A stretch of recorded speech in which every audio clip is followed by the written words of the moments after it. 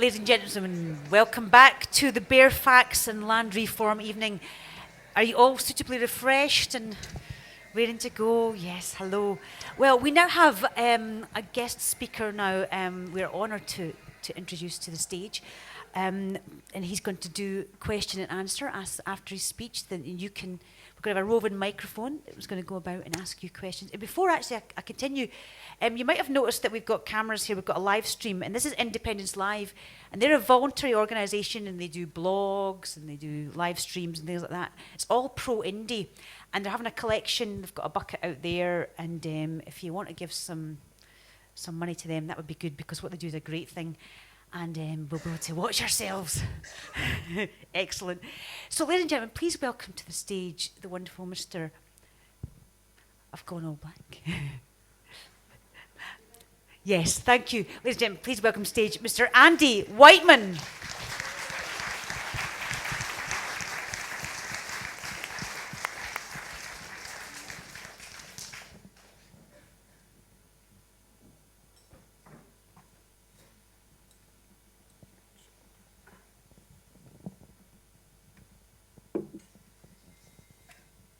Thanks very much,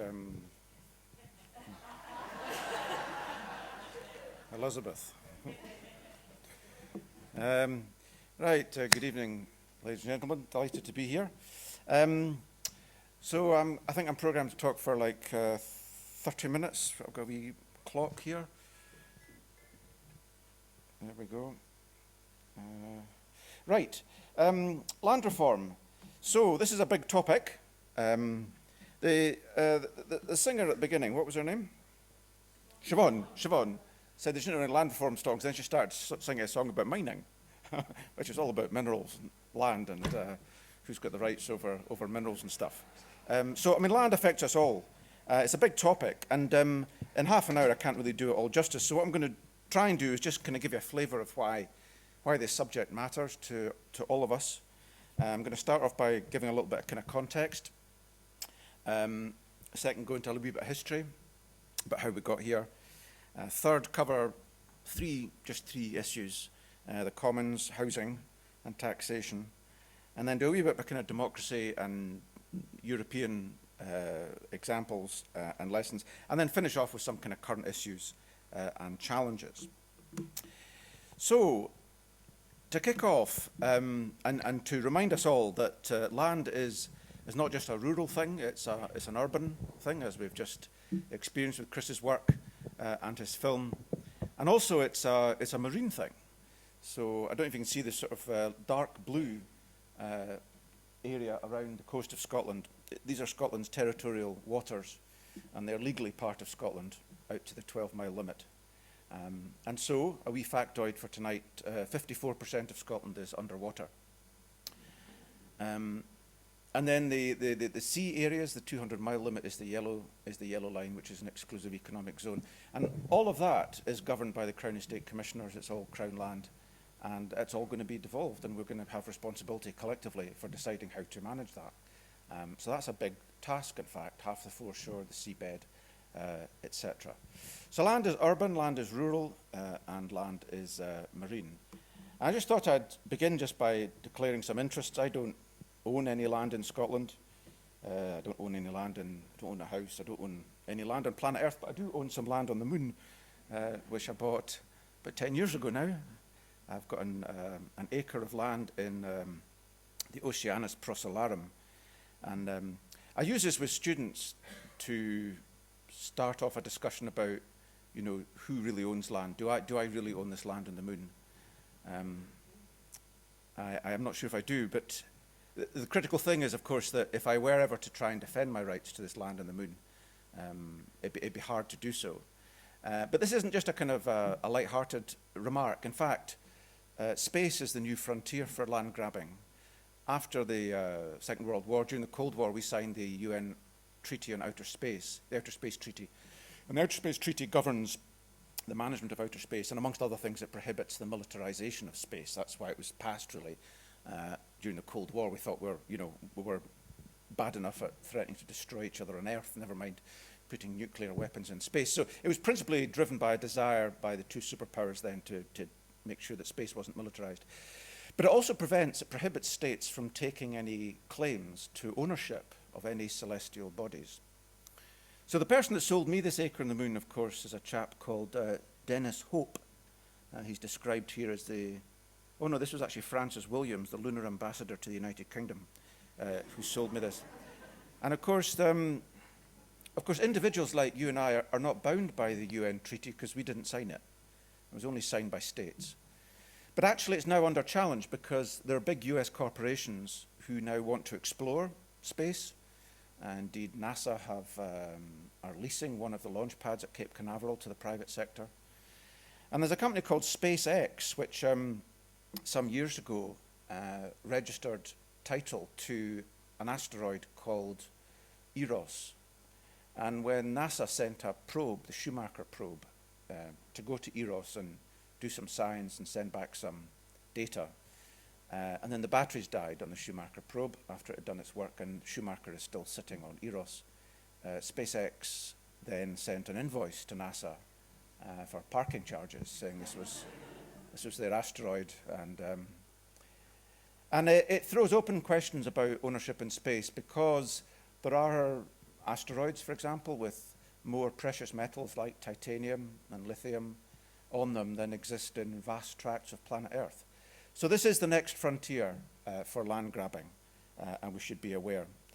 Anyway, going back a wee while, going back to the future, in fact, at 1985, I was at university in Aberdeen studying forestry, and at that time they were afforesting the so-called flow country in Caithness and Sutherland. And this was a tax break that rich people in London were doing. And when I was a student, I kind of wondered, the chief executive of the company that was doing this came and gave a talk to us, and I asked him, why is the government giving millions of pounds in tax breaks to rich people in London to buy land in Caithness to plant trees? Why don't you just give that same amount of money that you're foregoing in tax revenue to the landowners and the farmers and the crofters in Caithness, and they could plant the trees? And I don't remember what the answer was, but afterwards my professor pulled me to one side and said he didn't think it was a good idea to ask such politically sensitive questions. And I didn't know, I was just a naive laddie, but I quickly realized that when you start asking questions about land and power and money, some people get uncomfortable. And that was a great feeling. I enjoyed making people feel uncomfortable, so I've kept on doing it. But it began in me kind of asking some questions about, who owns Scotland? And the fact that there is a debate about land. There is a debate about the fact that so few people own so much of it, about how great tracts of land are bought and sold on the international property market, how little involvement or scrutiny this is, a little scrutiny is applied to such land sales. And it's been a political issue off and on for decades, indeed centuries. But it's also important at a much more fundamental level. When Gordon Brown became Chancellor in 1997, in his very first budget, he said, I will not allow house prices to get out of control. We'd been through in the early 90s a big housing boom and crash. And of course, when he left as Chancellor in 2007, house prices had tripled. He also said, I think in the same budget, no return to boom and bust. Our current Chancellor, George Osborne, he went to Dublin in 2006 and gave a lecture in Trinity College and said that Ireland stands as a shining example of the art of the possible in long-term economic policy making. That turned out well. And it just shows you that people who are meant to be, people who indeed are in charge of the economy, don't understand the fundamental role that land plays. Because, in fact, in Ireland, as the Financial Times noted, at the height of what it called the lunacy, around 3/4 of the total lending by Irish banks, 420 billion, or about 2.5 times the size of the Irish economy, got bound up in property construction and land speculation of one sort or another, a sort of Northern Rock on steroids. Because, of course, people were speculating on land. And, of course, that's what started the financial crash, was the subprime mortgages in America, where people were speculating on the rising value of land and people would be able to buy it, package these mortgages up as financial instruments, sell them around the world. And then, of course, the whole Ponzi scheme collapsed. So how you manage land is actually fundamental to the future of whole economies. It's also important in terms of culture. When I was in Aberdeen as a student, I had the good fortune to meet this lady in the top right, called Jean Bain. Jean died in 1994. But what was interesting about Jean was the last native speaker of Deeside Gaelic Now that's a farm there in the top left overlooking Loch Nagar, those of you who know Deeside. And so when Jean died in 1994, Deeside Gaelic as a language was dead, had gone forever. It was a very interesting language because the Cairngorms provided a bit of an inhibition on movement, so there wasn't much cross-fertilisation between Eastern Highland Gaelic and Western Highland Gaelic, and of course it was infused by Doric as well. Now her son Rob Bain in the bottom right there, he died in 2004, and then our farm was put on the international property market. Now there's no other country in Europe that this would happen to, and it just shows you the impact of, for example, the 1886 Crofting Act, which was passed to protect and give tenants security of tenure in what was meant to be all of Scotland, but in fact was restricted at the time to the 7 Crofting counties. And it was principally because of that, the fact that it wasn't applied to Aberdeenshire, that meant that people like Jean Bain and her predecessors never had the security of tenure that they had in the rest of Scotland. And the long-term impact of that 150 years later was the death of a language. So the way we kind of manage land relations has fundamental impacts on our culture. So how did we get here? Well, in my book, I talk about 6 land grabs. The first was feudalism, the introduction of feudalism, not by this chap, although he fought for it. And that gave the crown, that gave the king or the queen complete ownership. The crown gave complete ownership over the whole country, and then they could hand out feudal charters to their friends. And that eliminated a lot of native systems of land tenure. So that was the first sort of land grab.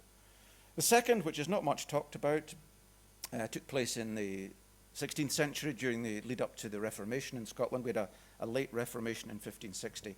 And that's when the nobility got themselves in as commendators, who were the chief executives of the abbeys, and they slowly granted over the lands of the church in life rent to their friends, and then converted them to feus. So over a period of about 30, 40 years, vast tracts of very valuable land held by the old church were appropriated by the nobility in Scotland.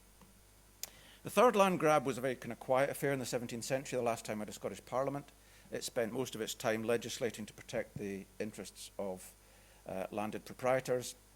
1617, it set up the Register of Seisin, the property register to allow people to record their property rights. Passed the Act of Prescription, which meant that if you had a recorded title and no one challenged it for what was then 40 years, then it became beyond challenge. Passed the law of entail, which meant you could freeze your assets from creditors. So whilst creditors could get hold of your movable assets, they couldn't get hold of your land. Laws of inheritance were tightened up to insist that only the eldest male son inherited, etc. So a whole regime of property rights that buttressed the interests of the nobility were passed in the 17th century. And it culminated in 1695 with an act to divide the commons in Scotland. And that was the fourth land grab, because these were large areas of land held in common in every Scottish parish. And by one act of Parliament, any landowner could apply to the courts and divide them amongst the heritors in the parish. And in England, of course, the acts of enclosure, plural, were acts that had to be passed for each common, and hence took a lot of time. And that's why in England today there are approaching 750,000 acres of land still in common, and very, very little left in Scotland. The fifth land grab was in Scotland's towns and cities, the royal boroughs. These were exempt from the Division of Commonties Act. These were valuable areas of land, but they quickly became prey to rampant municipal nepotism and corruption, principally because in the 15th century we abolished primitive democracy in Scotland's towns, and a law was passed to insist that town councils selected their own successors and together sat down and appointed the officers of the borough. So from 1472 or thereby to 1833, Scotland's royal boroughs were governed by a nepotistic elite who slowly stole a lot of the common good land. This is celebrated today, of course, still in places like the Borders and the Common Riding Festival, where they literally ride round the marches of the town's lands. Historically, this was to protect the town's lands and make sure that the nobility didn't get their hands on it. Places like St Andrews, through rampant municipal nepotism and corruption, went bankrupt in the late 18th century. Their valuable common lands, which today, of course, are the very, very famous golf links, they decided to lease them out to a rabbit farmer to try and generate some income for the town, Mr. Dempster. And of course, the people in town still had the right to play golf because that was an ancient right over the common. But these rabbits, of course, bred people, they were bred for food. But quickly, their 18-hole golf courses turned into 50-hole golf courses, and new bunkers appeared. And there were what were called the rabbit wars, where the rabbit wardens were physically attacked and blood was spilt. Legal cases were taken all the way to the House of Lords, and eventually the whole matter was settled in the early 19th century. But so throughout the 19th century, Scotland's towns were the focus of a lot of litigation around common land. A sixth land grab was, of course, we ran out of land in Scotland and we went overseas and stole other people's countries. And that was quite easy. Captain Cook, who ostensibly was on a scientific expedition to observe the transit of Venus from Tahiti, that was his purpose of the voyage, also carried with him secret instructions from the Admiralty to colonise any land that hadn't already been colonised. So when he landed in what is now called Queen's Land, he literally hoisted a Union flag and fired a 21-gun salute and declared Queensland British, and then, of course, the whole of Australia became British. And in that process, not only did we steal a whole country, but we also declared it terra nullius, in other words, no man's land. So the legal idea was that there was nobody in Australia before we arrived, which of course is a total fiction. But it took till the 1990s before this man on the left here, called Eddie Mabo, decided he would take the state of Queensland to court, because the state of Queensland were trying to appropriate a bit of his ancestral land to build an airport or a school or something. And I said, no, this is my land. And of course he came up with it against this buttress of legal opinion that this was all terra nullius and Aboriginal land rights didn't exist. Anyway, to cut a long story short, he fought through the courts, went all the way to the Supreme Court in Australia, and eventually won. And the court ruled that the land in the Murray Islands is not Crown land, and that the Merian people are entitled against the whole world to possession, occupation, use, and enjoyment of the lands of the Murray Islands. So this ended 250 years of legal fiction, and is still having repercussions around the so-called New World, and just shows that laws that were passed some time ago are open to quite fundamental challenge today, which is always quite encouraging.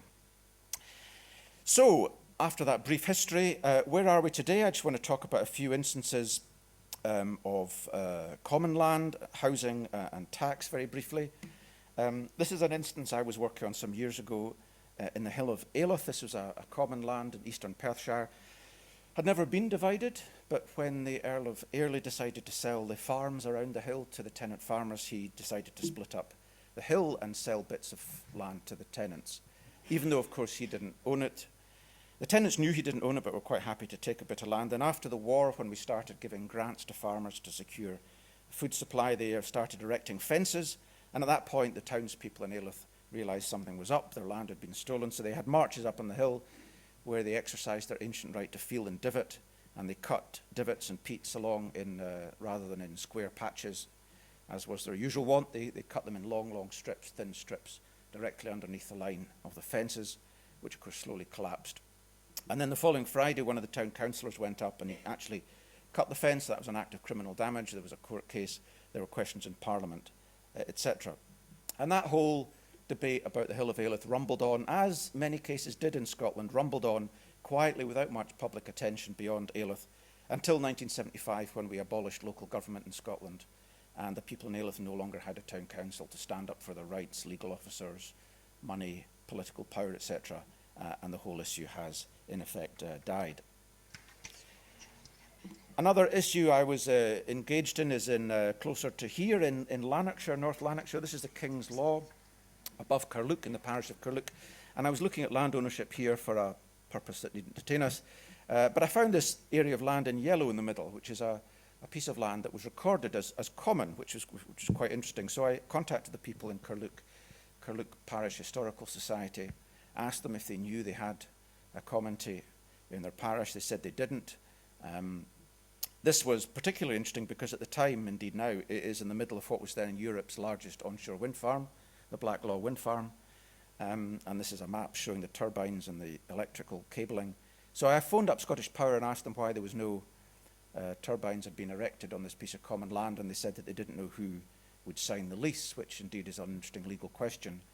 But because the folk in Carluke were ignorant of the fact they owned this land, they weren't in a position to negotiate to put a turbine on it. So this is the land today. We eventually, after 5 years, secured a title to it. But these are examples of how across Scotland there are lots of bits of land about which people have forgotten, about which people are generally speaking ignorant, about which we in general are ignorant, and we need to stop being ignorant. The second topic I want to briefly touch on is housing, which is a critical component. This is to do with land, because you have to build houses on land. And this is a very interesting graph produced in a very interesting paper called A Right to Build by an architect called Alistair Parvin 2-3 years ago, showing that from the post-war period from 1946 to about 1970, 1980, we built a lot of houses in Britain, in the private sector and in the public sector, the local authorities in red there. And during that time, house prices didn't really increase at all. They kept very steady. Housing was very affordable. In the 1930s and 40s, for example, an average building worker could buy a house for 3.5 times their annual salary. But then from about 1970s, 1980s onwards, house building has fallen away. But of course, house prices, which is the line on the right, have shot up. And this is just showing about how a UK building worker in 1930 could buy a house for 3.5 times their average salary. Now it's 7.5 times. It's virtually unaffordable. And not only that, but in 1930, the land component of housing was only about 5% of the cost. So we built very, very good quality housing, because most of the money we spent was actually spent on building a good quality house. Now you're up to 40, 50, even 60% is the land, which of course is completely unproductive. It doesn't, you can't build good land. It's just a site. There's less money to go in the house, and it means that people are vastly indebted to banks for stuff that's not really worth anything. And this is principally because most housing in Britain is built by volume house builders, and they compete in the first instance to get hold of land. So the developer who wins in the land war, as it were, is the person who gets to build the houses. In this example, this is developer 2 wins the land war, and they're the one who bids most for the land. Now, of course, when you go to sell your houses, you can only sell them at the average house in the local market. So the total price you can get for a house is, broadly speaking, fixed. So if you spent a lot of money on the land, it means you've got less money to put in building houses. And so build quality gets squeezed, affordable gets squeezed, profit doesn't. And that's why new housing in Britain is some of the worst in Europe, smallest housing in Europe, and some of it's got a design life of 40, 50 years, principally because of the way we build houses and because of the role that land plays. And it's why places like Germany, for example, in blue there, that's the house price index in Germany versus the house price index in the UK. And that's part of the reason why Germany does so well, because it doesn't pour vast amounts of money into land, into speculating on housing. It actually, the people in Germany invest their money in the local banks, they save, and that gets invested in business and industry, and that creates jobs and exports for the German economy. We spend all our money on shopping and housing, which just consumes and gets us into debt. And it's causing a big problem for us. And it's not that we can't build good quality housing. There are companies like Hebridean Homes who will build you a very high quality house for about 70 or 80,000 pounds.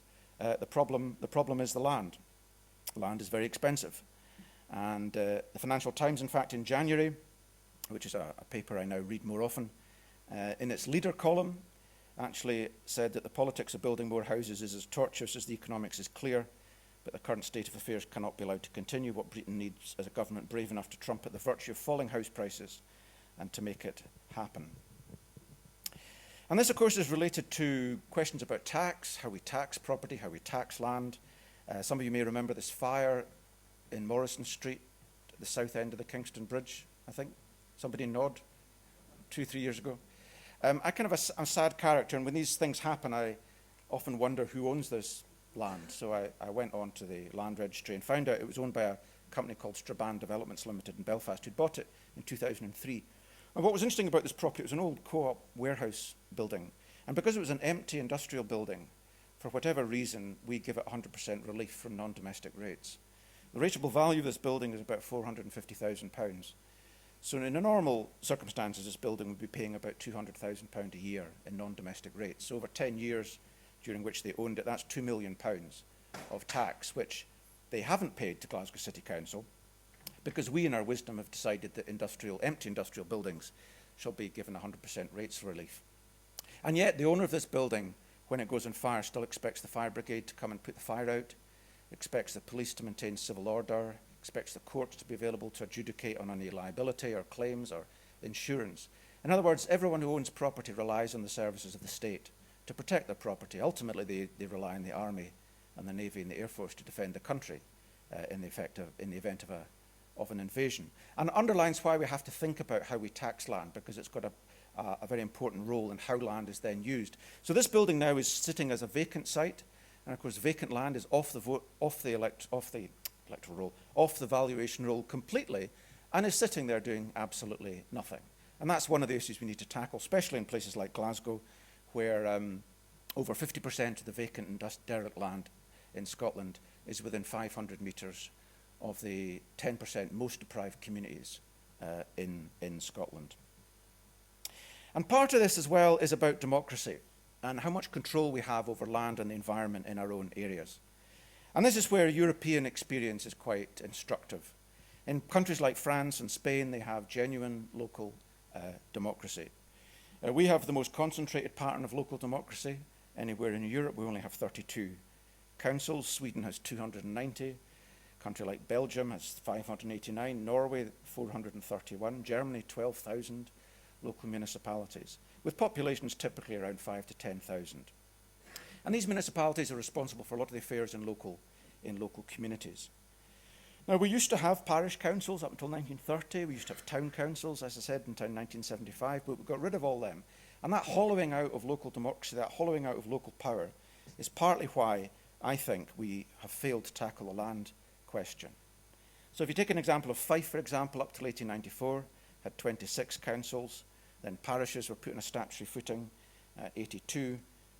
Then they were abolished, down to 33. Then the town councils were abolished, down to 4. And the region was abolished, and you're down to 1. You can see where this is going. There are politicians in Scotland, some of them in power, who would actually quite like to centralise all the councils and just run everything from Edinburgh. And I think one of the most serious issues we've got to deal with in the next Parliament is the state of our local democracy.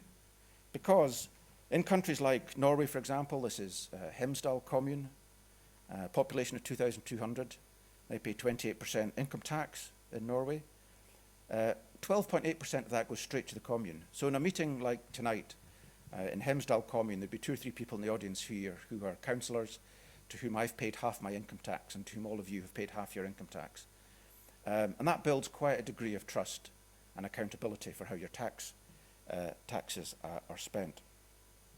And also across Europe, we have a very pluralistic pattern of land ownership. I was doing a study of forest ownership a number of years ago, and if you look at the pattern of private forest ownership in Scotland, almost half of all the private forest land in Scotland is owned in land holdings of over 100 hectares on the top graph there.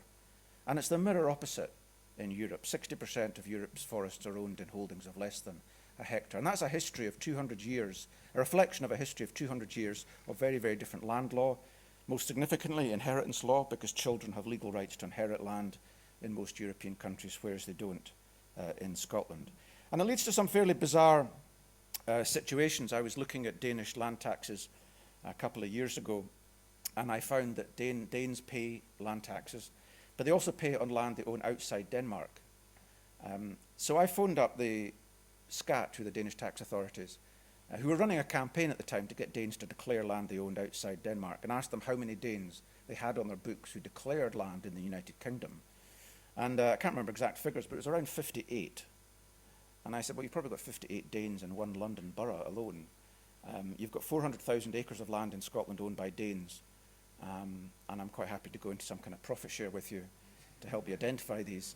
And the bizarre thing is that people like Mr. Paulson on the top right, who's now one of Scotland's biggest landowners, he owns 190,000 acres of land. I'm sure he's paying his land taxes. He's the only one in Scotland who will be, because agricultural land's been exempt from land tax since the 1950s. But he's paying tax. The irony is, of course, instead of paying it to Perth and Kinross Council or Aberdeenshire Council, he's paying it to his home municipality of Esbjerg to build beautiful kindergartens for children in Esbjerg in the bottom right. So just to conclude, land is back on the agenda. The Scottish Affairs Committee did a good inquiry last Parliament into it. The Scottish Government set up the Land Reform Review Group that published a report in 2014. Land reform is about changing the relationship between society and land, all land. It's about the legal relationship, so things like the private rented sector. There's a bill going through Parliament to reform private renting for housing. It's part of land reform because it's about changing the legal relationship between occupiers and landlords. It's about fiscal relationship, taxation, as I've touched on, and it's about the political relationship. It's about governance and who makes decisions about land. So there's a lot going on just now. There's a bill going through Parliament dealing with things like setting up a Scottish Land Reform Commission. Non-domestic rates on shootings are getting reintroduced, private rented sector, as I say, agricultural holdings legislation. There's a local tax commission reporting in November on the future of the council tax. There's reforms suggested to inheritance law. The Law Commission is looking at compulsory purchase, and as I mentioned at the beginning, the Crown estate powers are going to get devolved. So there's quite a lot happening on the land reform agenda. And what we really need to have is a vision of how we want to own and govern land in Scotland, because ultimately it belongs to all of us. And that's a vision that can be informed by the experiences in other European countries. So, for example, Germany, again, they have things called Schrebergarten. They're their equivalents of our allotments. Where our allotments are restricted to 250 square metres, and you're allowed a building of no more than, 10 square metres to have your rakes and your spades in, and you're not allowed to stay overnight. German Schrebergartens, you can stay from the 1st of April to the end of September. They're 2,500 square metres.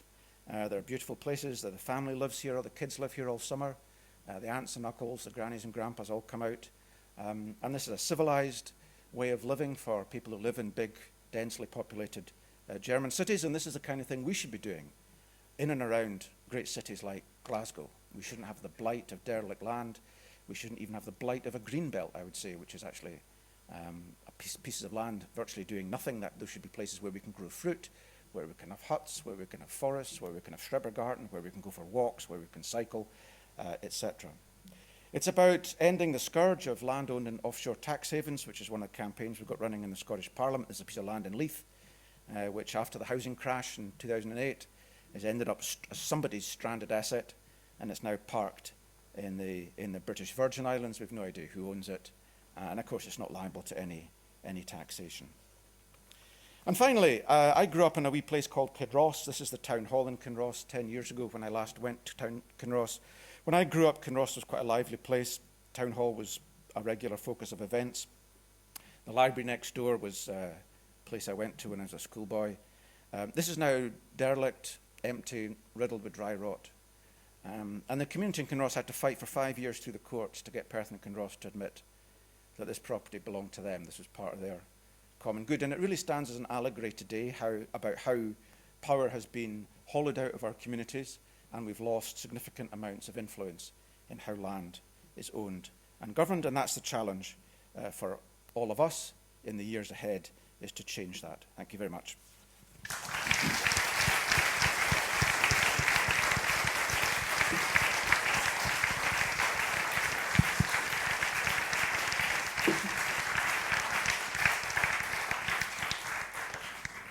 So I think we've got time for questions till when? 10 past? 15 minutes, that's generous, that's great. 10 minutes, whatever. So, any questions? No? Well, thank you very much indeed. We'll, Hi. The question I wanted to ask was council property. So, for example, a school that the council owns but then don't need it anymore and they want to sell it. I mean, that obviously seems like an asset that belongs to the people of a city or a town. And how can you stop that? How can a community stop that happening? well, I'll answer that in two ways. First of all, I mean, that's an interesting question. How can a community stop it happening? You see, because in places like Denmark and Germany, the community would stop it happening because the community was in charge. So this idea that we have a barrier between us and the council is a reflection of how we don't do local democracy.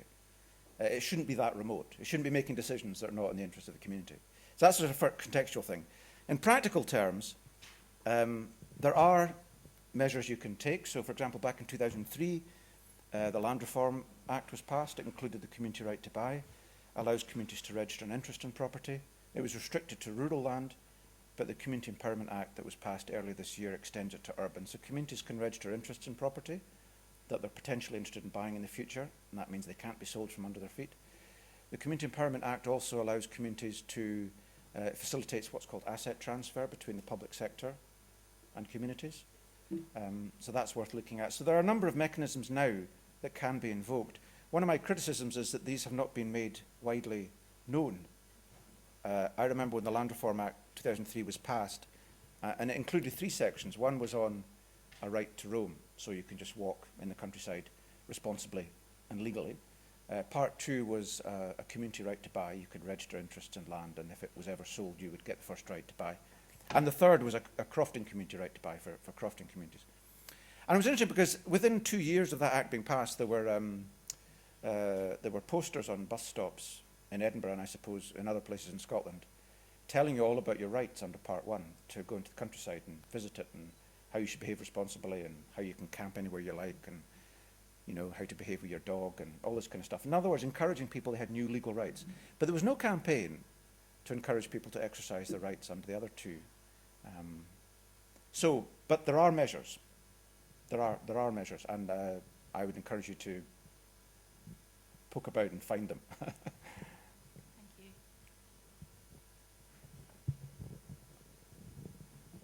Gentleman here. What is your view of where the Scottish Government are at currently with land reform? And I believe you're standing in the Lothians next year for Holyrood, is that right still? Yeah, I'm standing as a candidate for the Scottish Green Party in Yeah. Lothians next year. So what do you hope to achieve in the next Parliament if you're actually in Holyrood as well? Oh. I mean, I think, I'll come back to your first question on the Scottish Government. I mean, I think when I first wrote my first book in 1996 called Who Owns Scotland, I basically said, look, we can't reform Scotland's land until we have a parliament, because for two reasons, really. I mean, legislation going through Westminster was limited. The Secretary of State for Scotland only got about 3 or 4 acts a year, bills to put through, in a crowded Westminster timetable. And so the abolition of feudal tenure had been sitting gathering dust since 1955, I think. And it had never really got up to the top of the priority list. And the second reason, of course, was the House of Lords, who, until then, had stuffed full of hereditary peers and would block any meaningful land reform. So we needed a legislature in Scotland, with democratically elected legislators, to begin to tackle Scotland's land issues. And of course, the first Parliament did, and it did that very enthusiastically. But the Parliament actually has very, very significant powers, and it's barely used any of them. I mean, example here in my final slide, that report in the middle of Common Good Land in Scotland. So you're talking about land that's held in common in 196 towns in Scotland, including this city, Glasgow. We wrote a report in 2005 highlighting how the legal framework for governing this land was not fit for purpose, how a lot of it had been appropriated, wrongly sold, and all the rest of it. 10 years later today, in fact, I'm hoping to publish a 10th anniversary report on this.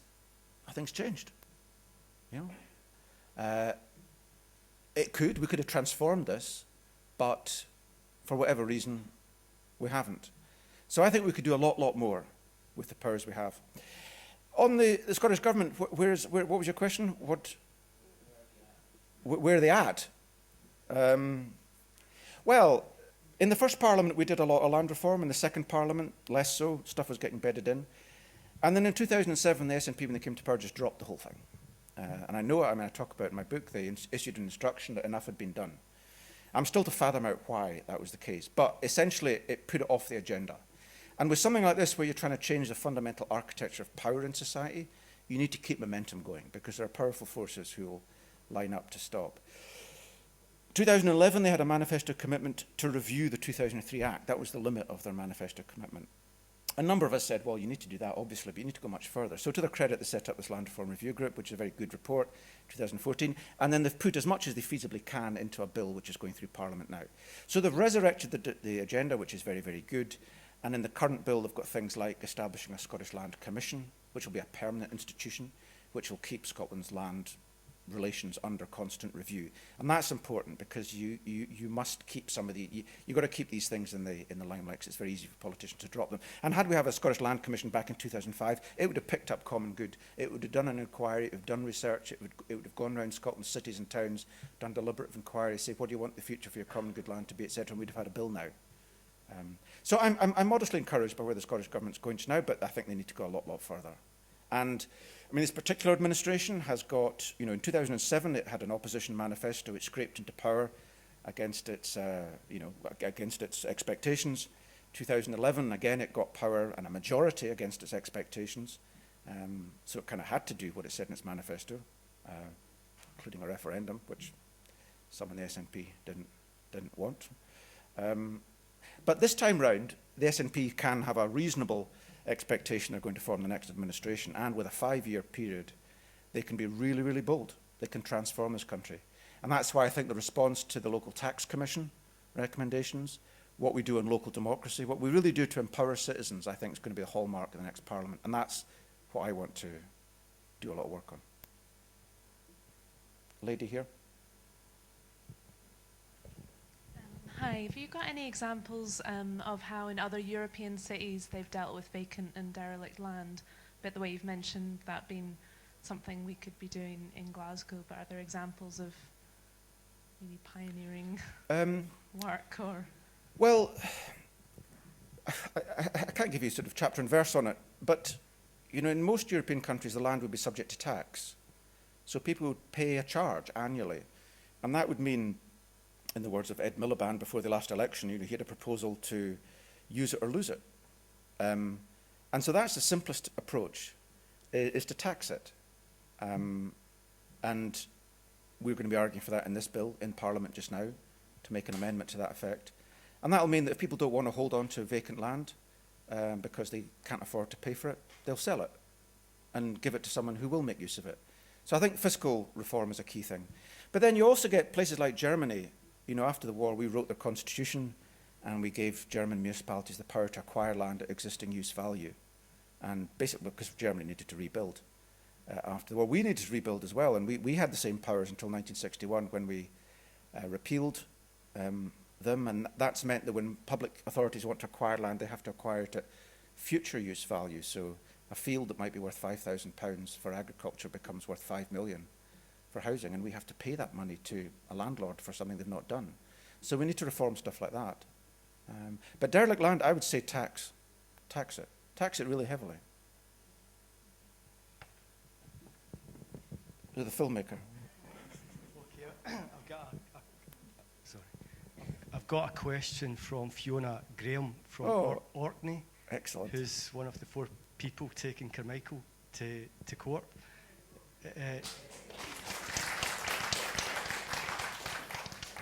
She asks, should there be a limit on how much land any one person or organisation can own? Yes, I think there should be. The Land Reform Review Group recommended a ceiling. You know, we have land holdings in Scotland, the Clew Estates, in excess of 250,000 acres. A lot of people want to get hold of land. We should have a much more pluralistic pattern of land. I think it's bizarre that we have 432 owners owning half the country. A limit would help. You'd have to set it quite high to begin with. It's very difficult to expropriate land as such. You could certainly make it a limit for people who are coming into the market. But yes, in principle, I think we need to talk about that. Gentleman here. What's your view on community right to buy? Because to me it strikes me as a sticking plaster solution. Yep. We should be looking at change at a fundamental level to sweep away the feudalism. That's a very good question. I mean, community right to buy is a useful thing, but it all came about in 97, 99 when the first Scottish Parliament passed this community right to buy legislation.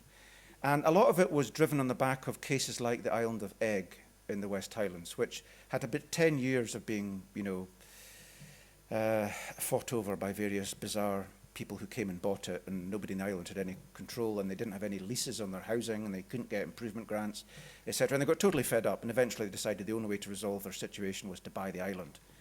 Now, actually, in an ideal world, they didn't really want to buy their island. You know, if their island if they'd all owned their own homes or had secure tenancies, and the council owned the pier, and they looked after the road, there'd be no issue. The fact was that one person could come from anywhere in the world and buy the whole island.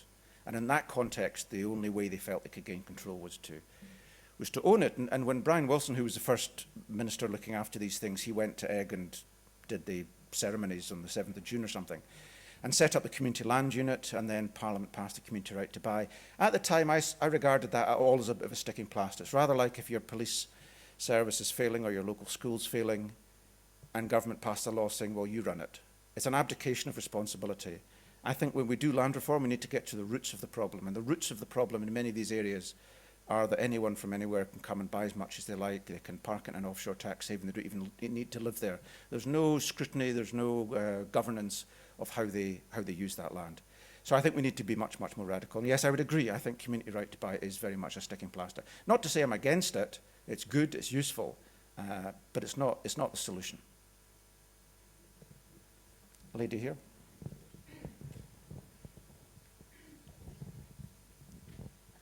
I'm wondering whether you're in favour of private over public ownership.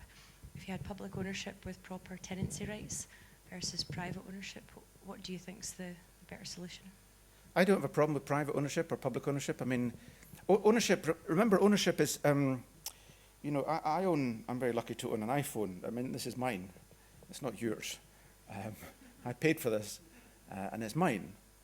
Land's not like that, though. You know, you can't take it away with you when you die. So actually, in law, nobody actually does own land. All you own is a bundle of rights to occupy it, to prevent others coming on it, sort of thing. And those bundle of rights are defined by laws, which we pass. And that's why, fundamentally, we should be able to frame a legal framework that provides for people to have security with private property rights, quite comfortably, but to make sure that it's accountable to the wider public interest.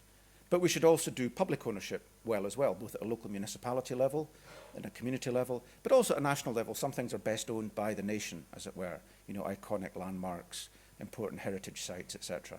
I mean, there's a debate to be had, I think, about the future of organisations like the Forestry Commission, for example, who incidentally don't own any land. They merely manage land owned by Scottish ministers. But that's a very central, remote organisation for most people, and I'd like to see that run by communities as well, decentralised with kind of regionally elected boards running public land, like they do in France. I mean, about a third of France's public forests are run by the local communes. So I think we can reconfigure public ownership to be not just sort of state ownership. I remember when the English were getting all in a tizzy about proposals to sell off Forestry Commission land in England about 3 or 4 years ago. There was a big campaign saying, "Save Britain's forests." And I was in contact with them, and I questioned the word Britain. But anyway, sounds better than save England and Wales's, no, save England's forests. But anyway, I said, well, you know, ask yourself, are these really your forests? You know, they said, well, these are public forests. I said, no, they're not actually public forests. They're actually owned by the Secretary of State for the Environment, and once you elect a government, you know, she has the power to do exactly what she likes with it. If you actually want these forests to be yours and you want to have a sense of ownership, you need to reform what we mean by public ownership. So I think that's an important debate to be had. We've hardly ever gone there. I think it's about time we did. Gentleman next door. You referred to like use it or lose it. How would you define using land? Like there's large swathes of land up like in the Highlands. You're not going to build housing estates on them or anything. So if you use it or lose it as regards to paying tax, it's easy to sort of determine land within a cityscape that is being used productively because you have a building on it, and if it's not got a building on it, it's deemed derelict. How would you define using the land rather than just sticking a forest on it and saying, well, I'm using it to build to grow a forest and then not paying any tax? The way we do it is through a much better system of planning. At the moment, our planning system, I think, is broken. Our planning system is very much favours developers and people to come in and try and game the system. I think in every community we should be planning our own environment, deciding where we want houses, where we'd like some forests, where we'd like some recreation space. Every community should be master planning their community. That then gets agreed and signed off. And that then becomes basically the local plan. And then you have a series of rules such that if people are not using their land for those purposes, or indeed willing to sell it to someone who is willing to do it with those purposes, then you define it as land that's not being used in the public interest. I mean, you wouldn't do that really, really rigorously. There'd be a lot of flexibility around that. But the bottom line is, for example, Scotland's got ambitious targets for reforestation. I can't remember what they are. I mean, 30,000 hectares or tens of thousands of hectares. And this is partly to mitigate climate change and lock up carbon. But we've been failing consistently year on year to meet those targets. And yet we've got millions of acres of land that we could plant trees on. But we live in a world where we rely on private interest to come forward and says, well, you'd like to plant trees on my land. And the only alternative way of doing that is to get the state to come in, but the state's not going in and buying land anymore.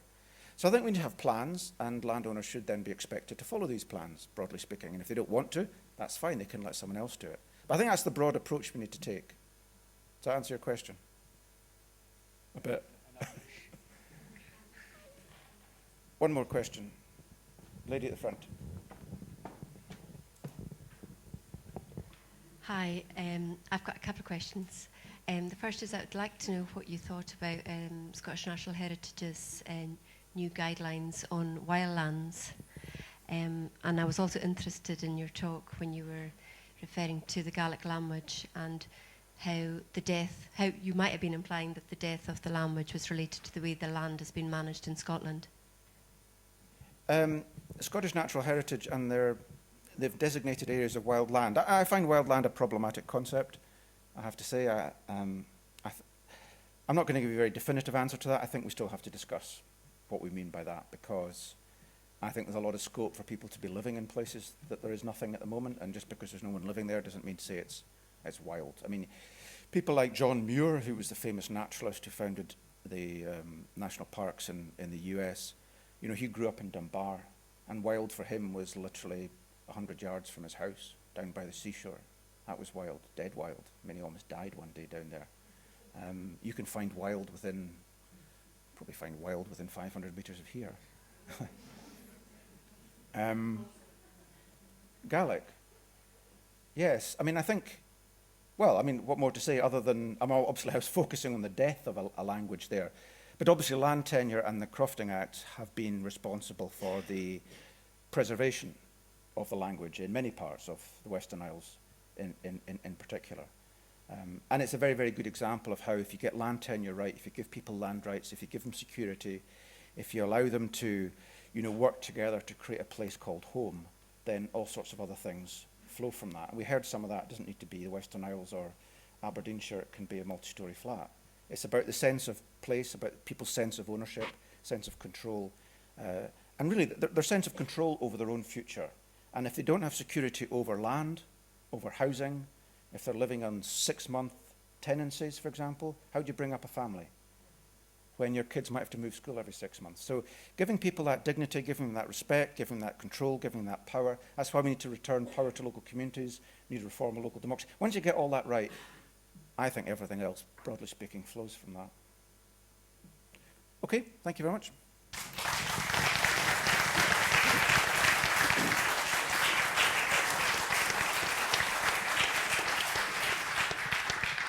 Andy Wightman, ladies and gentlemen.